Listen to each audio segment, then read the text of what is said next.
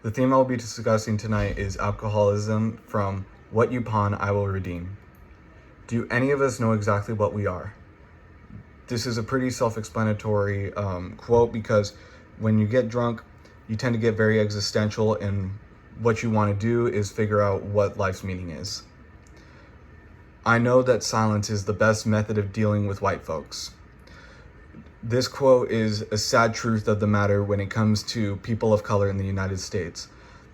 They have to keep drinking or put something in their mouth or turn their face away in order to not slip up in front of white people who tend to think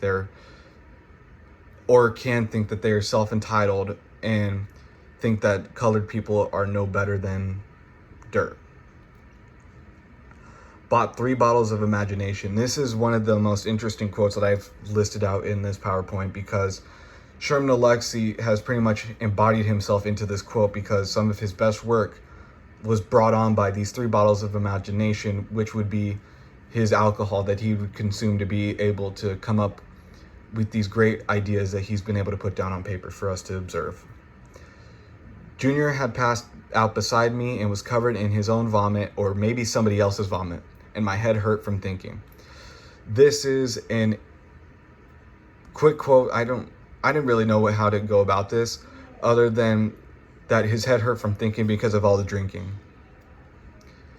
I'm not always good at staying sober. Anybody can sell the paper.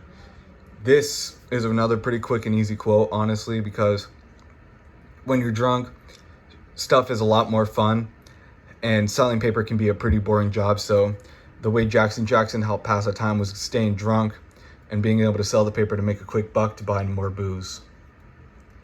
As an alcoholic Indian with a busted stomach, because of all the alcohol that Jackson has consumed over the years, his stomach has gotten weaker and weaker. Every time he gets drunk, it becomes harder and harder for him to be able to keep food down into his stomach and actually process it through his system.